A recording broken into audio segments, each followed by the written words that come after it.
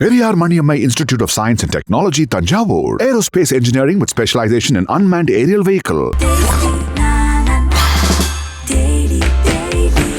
Taste Daily. Taste the Daily. வாஸ்துவுக்கும் செல்ல பிராணிகளுடைய வளர்ப்புக்கும் தொடர்பு இருக்குன்னா ஒரு வகையில் இருக்கு. என்னன்னா, ஒரு மனிதனுக்கு வரக்கூடிய ஆபத்துகளை இந்த வாயில்லா ஜீவன்கள் என்ன பண்ணும்னா எப்போதுமே எடுத்துக்கும். இப்ப நீங்க நல்லா கவனிச்சு பாத்தீங்கன்னா, ஒரு காலகட்டத்துல சேவல் கோழி எல்லாம் வளர்க்கிற நிர்பந்தம் இருந்தது இல்ல. இந்த சேவல் இருந்த போது, கோழி இருந்த போது நம்ம வீட்டுக்கு ஒரு தேலோ பூரானோ எதுவுமே வர முடியாது. ஏன்னா அது வீட்டை சுத்தி சுத்தி அதை கிளீன் பண்ணி வச்சிடும். தாராளமா நாய்க்குட்டி வளர்க்கலாம், பூனைக்குட்டி வளர்க்கலாம், எந்த தப்புமே கிடையாது. ஆனா பறவைகளை அடைத்து வளர்க்காதீங்க. ஏன்னா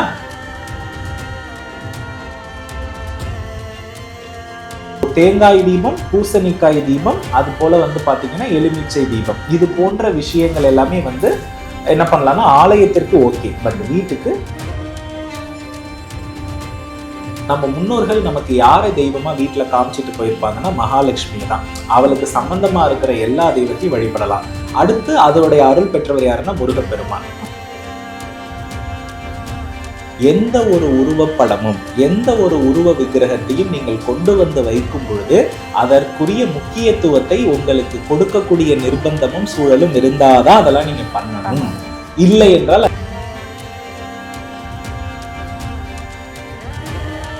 பிகைண்ட் பக்தி நேயர்களுக்கு வணக்கம். நான் உங்க ஸ்னேகா. இன்னைக்கு நம்ம நிகழ்ச்சியோட சிறப்பு விருந்தினரை யாரை பார்க்க போறோம் அப்படின்னா குருஜி சத்யசீலன் அவர்களை. வணக்கம். ஸ்ரீ குருப்பியோ நமஹா, ஸ்ரீ மாத்ரே நமஹா, ஓம் அகத்தி சாயி நமஹா. இறையடியார்கள் அனைவருக்கும் அன்பான வணக்கம். வணக்கம்மா. வணக்கம். எப்படி இருக்கீங்க? நல்லா இருக்கேன். நீங்க எப்படி இருக்கீங்க? நல்லா இருக்கேன் சார். சொல்லுங்க. சில வீட்டுல திருஷ்டி படங்கள்னு சொல்லிட்டு வித்தியாசமான படம், எக்ஸாம்பிள் இந்த 7 குதிரை படம், கண் திருஷ்டி மாதிரி. ஸோ இதெல்லாம் உண்மையா? கண்டிப்பா கண் திருஷ்டி என்பது உண்மைதாமா. இது குறையணும்னா ஒரு வித விகாரமான படங்கள் வைக்கும் பொழுது அதோடைய ஆற்றல் குறையும் அப்படின்றது உண்மைதான். கண் திருஷ்டி கணபதினு சொல்றதுக்கு பதிலாக அதுக்கு பேரு வீர கணபதினு சொல்லலாம். வீர கணபதி படத்தை தான் கண் திருஷ்டி கணபதியா மாத்திட்டாங்க. இது வீட்டுக்கு வெளியில வைக்கிறதுன்றது யதார்த்தம் தான். சோ அதற்கு எளிமையா சாம்பிராணி புகை, எலுமிச்சம் பழத்தை கட் பண்ணி வைக்கிறது, பூசணிக்காய் உடைக்கிறது, இதுலயே நம்ம என்ன பண்ணிக்கலாம்னா குறைச்சிக்கலாம். நான் தான் மீண்டும் சொல்றேனே, எந்த ஒரு உருவப்படமும் எந்த ஒரு உருவ விக்கிரகத்தையும் நீங்கள் கொண்டு வந்து வைக்கும் பொழுது அதற்குரிய முக்கியத்துவத்தை உங்களுக்கு கொடுக்கக்கூடிய நிர்பந்தமும் சூழலும் இருந்தாதான் அதெல்லாம் நீங்க பண்ணணும். இல்லை என்றால் அதை நீங்கள் செயல்படுத்த கூடாது. அப்ப என்னன்னா, கண் திருஷ்டி எலுமிச்சம்பழத்திலே சரி பண்ணிடலாம், உப்புலயே சரி பண்ணிடலாம். அப்படித்தானே நம்ம முன்னோர்கள் சரி பண்ணாங்க. பூசணிக்காயிலே சரி பண்ணிடலாம். படம் வைக்கலாம். பட் ஆனா அதை என்ன பண்ணணும்னா வீட்டுக்கு வெளியில தாராளமா கண் திருஷ்டி கணபதி படம் வச்சுக்கலாம். இல்லைன்னா விகாரமான தோற்றமுடைய நிறைய பிம்பங்கள் இருக்கிறது, அதை வெளியில வைக்கலாம். அது கண் திருஷ்டியை கண்டிப்பா குறைக்கும். அதுல எந்த தப்புமே இல்லை. ஃபாலோ பண்ண. அதுல இப்போ 7 குதிரை படங்கள்னு சொல்லி ஒரு விஷயம், இப்போ அதுல என்ன சொல்றாங்கன்னா வீட்டுக்கு உள்ள வைக்கணும், இந்த பக்கம் வைக்கணும். சோ அந்த மாதிரியான விஷயங்கள் நிறைய பேர் நிறைய விதமா சொல்றாங்க. அதாவது பாத்தீங்கன்னா, இப்ப குதிரை அப்படின்னு எடுத்துக்கொள்ளும் போது நம்மளுடைய முன்னோர்கள் அதை ரொம்ப நல்லா பயன்படுத்தினாங்க. இன்னைக்கும் ஒரு ஆலயம்னா கோ பூஜை, கஜ பூஜை, அஸ்வ பூஜைன்னு 3 பூஜைகள் நடக்கிறதுன்றது வழக்கம், யதார்த்தம். ஆனா அந்த 7 குதிரைகள் வச்சா அது பாசிட்டிவ் வரும், அப்படி வரும், இப்படி வரும், இதெல்லாம் எனக்கு அதுல உடன்பாடு இல்லை. ஸோ அதனால நீங்க அந்த 7 குதிரையை பாக்குறதுக்கு பதிலா அதோடைய முழு உயிரோட்டமான ஆற்றல் ஆதவன்ட்ட இருக்குது. நீங்க சூரிய நமஸ்காரம் பண்ணாலே அதுக்கு போதும். அந்த 7 குதிரை சூரியன்ட்ட தானே இருக்குன்னு நம்புறீங்க. அப்ப சூரியனை நீங்க டெய்லி வழிபடலாமே. நமக்கு கண்ணுக்கு தெரிஞ்ச கடவுள் ஆதவன், உண்மைதானே? அவர்கிட்ட விட்டமின் டி கிடைக்குது, புரியுதுங்களா? எல்லாமே இருக்கிறது. அவரை வழிபட்டு நான் சூரிய நமஸ்காரம் பண்ணி என் உடம்புல தேஜஸ் இல்ல, எனக்கு புத்துணர்ச்சி இல்லை, நீங்க யாராவது சொல்ல முடியுமா? முடியாது. அப்ப நீங்க படத்தை வைக்கிறதுக்கு இருக்கிற ரிஸ்க ஒரு 5 மினிட்ஸ் நீங்க சூரிய நமஸ்காரம் பண்ணுங்க, அதுல உங்களுக்கு கிடைச்சிரும். அப்போ அது வைக்கிறதன் மூலம் உங்க ஆறா இன்னும் மேலோங்கும். அப்போ உங்களை யாருமே திருஷ்டியால உங்களை வீழ்த்தவே முடியாது. அப்போ ஆதவனை வழிபடுற பலனை அதிகப்படுத்திக்கோங்க. இந்த மாதிரி படங்கள் மேல இருக்கக்கூடிய பற்ற குறைச்சிக்கோங்க. அதுதான் உங்களுக்கு சரியானது. குதிரை 24 மணி நேரமும் ஓடிக்கிட்டே இருக்குமா? ஓடாது இல்லையா? ஆதவனுக்கு ஓய்வு நேரம் இருக்கு. காலையில தான் அவர் இருக்காரு, இரவு போனா அவரு. அப்போ எந்த ஒரு கிரகத்தையுமே நம்மளால என்ன பண்ண முடியாதுன்னா ஸ்டேபிளா எல்லா டைம்லயுமே ஆக்டிவேட் பண்ண முடியாது. ஒரு கிரகத்தை வலுப்படுத்தும் பொழுது அதர் வலு குறையிற காலமும் வரும். அதுதான் நம்ம பகை, கிரக யுத்தம் இப்படிலாம் நம்ம சொல்றோம். அதனால இந்த படங்கள் எல்லாம் பெருசா நமக்கு மாற்றத்தை கொடுக்கும் அப்படின்றத சொல்ல முடியாது. ஆனா குதிரையினுடைய குறியீடு, ஒரே ஒரு குதிரை, அதை வந்து நம்ம வந்து பாத்தீங்கன்னா ஒரு குறியீடா நம்ம வைக்கிறோம்னா அது செல்வ வளத்தை நிச்சயமா கொடுக்கும். ஸோ நீங்க வந்து ஸ்டாச்சுஸ் பேஸ் பண்ணி நீங்க அந்த குதிரை வச்சீங்க அப்படின்னும் போது நல்லா இருக்கும். அதாவது இப்ப வெள்ளை குதிரை எல்லாம் நமக்கு கிடைக்குது இல்லையா, அதெல்லாம் உங்களுடைய டேபிள்ல சுறுசுறுப்பா வைக்கும் பொழுது அந்த தன்மை பார்த்து நம்ம என்ன பண்ணுவோம்னா செயல்படலாம். இதை நீங்க எங்க வைக்கணும் அப்படின்னா வீட்டுல வைக்க கூடாது, தொழில் பண்ற இடத்துல வைக்கிறது ரொம்ப நல்லது. உங்க டேபிள்ல ஒரு ஆக்டிவான ஒரு குதிரை இருக்கும்போது அதை பார்க்கும் பொழுதெல்லாம் நம்ம புத்துணர்ச்சி அடைவோம். ஏன்னா நம்ம தான் வீட்லயே இருக்கிறது இல்லையே.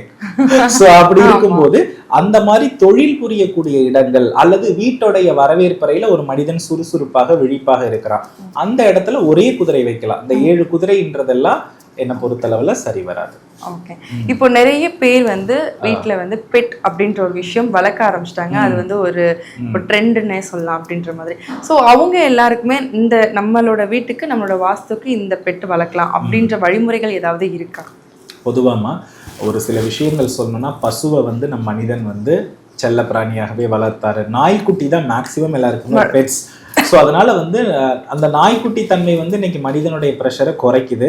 அதோட இயல்பு மாறி போச்சு. ஏன்னா நாய்க்குட்டியை முதல்லலாம் காவலுக்கு வளர்ப்போம், இப்ப நம்ம என்ன பண்றோம்னா வீட்டுக்குள்ளேயே வளர்க்குற அளவுக்கு ஆகிடுச்சு. அது ஒவ்வொரு பிரீடுக்கும் உள்ள வித்தியாசத்தை பொறுத்து அதோடைய தன்மை மாறுபடுகிறது. ஸோ வாஸ்துவுக்கும் செல்ல பிராணிகளுடைய வளர்ப்புக்கும் தொடர்பு இருக்குன்னா ஒரு வகையில இருக்கு. என்னன்னா, ஒரு மனிதனுக்கு வரக்கூடிய ஆபத்துகளை இந்த வாயில்லா ஜீவன்கள் என்ன பண்ணும்னா எப்போதுமே எடுத்துக்கும் அப்படின்னு தான் சொல்லுவாங்க. அப்போ ஒரு யமன் நெருங்கும் பொழுது, ஒரு தீய கிரகம் நெருங்கும் பொழுது என்னுடைய எஜமானுக்கு பதிலாக என்னை எடுத்துக்கொள் அப்படின்னு அந்த ஜீவராசிகள் தான் போய் முதல்ல நிக்குமா. அதனாலதான் திடீர்னு நமக்கு நேரம் சரியில்லாத போது காரணமே இல்லாம நம்ம வீட்டுல இருக்கிற ஜீவராசிகள் டக்குன்னு இறக்குறத பாப்பீங்க. திடீர்னு ஒரு பசு இறக்கும், ஒரு ஆடு இறக்கும், ஒரு வளர்ப்பு பிராணி இறந்துடும். நிறைய மீன் தொட்டியில மீன்கள் கூட இறக்கும். இதெல்லாம் நம்ம வீட்டுல இருக்கக்கூடிய எதிர்மறைய முதல்ல அந்த தீய சக்தி வளர்ப்பு பிராணிகளை தான் கை வைக்கும். இப்ப நம்ம வீட்டுக்கு ஒரு பாம்பே வருதுன்னா அதை பாக்குறது எதுனா வளர்ப்பு பிராணி தான். இந்த பாம்பை தான் நம்ம ராகுக்கு எதுன்னு சொல்றோம். ஒரு கெட்ட நேரத்துலதான் நம்ம வீட்டுக்கு தேல் வரும், பூரான் வரும். இதுல நம்ம அவேர்னஸா இருக்கிறத விட அதுதான் முதல்ல கண்டுபிடிக்கும். இப்ப நீங்க நல்லா கவனிச்சு பாத்தீங்கன்னா ஒரு காலகட்டத்துல சேவல், கோழி எல்லாம் வளர்க்குற நிர்பந்தம் இருந்தது இல்ல. இந்த சேவல் இருந்த போது, கோழி இருந்த போது நம்ம வீட்டுக்கு ஒரு தேலோ பூரானோ எதுவுமே வர முடியாது. ஏன்னா அது வீட்டை சுத்தி சுத்தி அதை கிளீன் பண்ணி வச்சிடும். சோ இன்னைக்கு அதாவது நம்ம சிட்டி லைஃப்ல அதை என்ன பண்ண முடியாது, ஃபாலோ பண்ண முடியாது. சோ அப்ப நம்ம என்ன புரிஞ்சுக்கணும்னா, செல்ல பிராணிகள் நம்மளை வாஸ்து ரீதியாக தோஷம் இருக்கும்போது நம்மை அது பாதுகாக்கக்கூடிய கருவி. சோ அதனால தாராளமா நாய்க்குட்டி வளர்க்கலாம், பூனைக்குட்டி வளர்க்கலாம், எந்த தப்புமே கிடையாது. ஆனா பறவைகளை அடைத்து வளர்க்காதீர்கள். ஏன்னா நீங்க ஒரு நாள் நம்மளால ஒரு ரூம்குள்ள லாக் ஆகி இருக்க முடியுமா? நம்மளுடைய இயல்பை மாத்தினோம்னா நமக்கே அது ஒரு மன அழுத்தம். அப்ப என்னன்னா, அந்த சிறகடித்து பறக்கிற பறவைகளை நீங்க அடைச்சு வைக்கும் பொழுது அதோடைய இயற்கையான வாழ்வை நீங்க வந்து பறிக்கிற மாதிரி அர்த்தம். அதனால அதோடைய சுதந்திரத்தை அதுக்கு கொடுத்துருங்க. இப்ப நாய்க்குட்டியோ பூனைக்குட்டிக்கோ அந்த பிரச்சனை இல்லை. ஏன்னா அது எங்க சாப்பாடு போடுறோம், எங்க பாசம் இருக்குதோ அங்க நல்லா வாழ்ந்துடும். அது வந்து ஒரு கட்டுப்பாடா நினைக்காது. சோ அதனால இந்த பறவைகள் மட்டும் வளர்க்க வேண்டாம். இந்த நாய்க்குட்டி, பூனைக்குட்டி தாராளமா வாஸ்துப்படி இருக்கலாம், ஒரு தவறும் இல்லை. ஓகே, ஸோ நீங்க பஞ்சபூத வழிபாடுன்னு சொல்லிட்டு தீபம், விளக்கு அப்படின்னு சொன்னீங்க. இப்போ ரீசெண்ட் டைம்ஸ்ல இந்த தேங்காய் தீபம், அதுக்கு வெற்றிலை தீபம் அப்படின்னு நிறைய தீப வழிபாடு அப்படின்னு சொல்றாங்க. இதெல்லாம் வீட்டுல ஏற்றலாமா, இல்லை இந்த வழிபாட்டு முறைகள்லாம் உண்மையாவே இப்போ வந்து சொல்றாங்களே இதெல்லாம் ஆரம்ப காலத்துல இருந்து இருக்கா? இல்லைம்மா, அப்படி அதுக்குன்னு எந்த விதமான சான்றுகளும் இதுவரையும் சொல்லப்படலை. இப்போ இந்த கிரகங்களை பற்றி நான் சொன்னேன் இல்லையா, கிரகத்தோடைய மறு வடிவம் தான் இங்கே பூமியில் இருக்கக்கூடிய பொருள் அப்படின்லாம் சொன்னோம் தெரியுமா. அதை கையாண்டு எல்லாத்துலேயுமே தீபத்தை ஏற்றுற அளவுக்கு மாற்றிட்டாங்க. அதுதான் உண்மையை தவிர. பட் ஆனால் விஷயம் என்னென்னா, ஒரே ஒரு நெய் தீபம் அவ்வளோதான், எல்லா பிரச்சனையும் சரியாயிடும். இதுக்கு வந்து இந்த மூலப்பொருளை வச்சுதான் நம்ம தீபம் ஏத்தணும் அப்படின்ற அவசியம் கிடையாது. இப்ப வெற்றி இலை, அதுல வெற்றின்ற பேர் இருக்கு, அப்ப அது மேல நீங்க வச்சு ஏத்துறது ரொம்ப ரொம்ப நல்லது. இது எல்லாம் வந்து சாத்தியமற்றது அப்படின்னு தான் நான் சொல்லுவேன். அதற்கு நீங்க ஜஸ்ட் உங்க பூஜை அறையில என்னைக்குமே வெற்றிலை பாக்கு வச்சு வழிபாடு பண்ணுங்க, இது ஹாப்பி. ஓகேவா?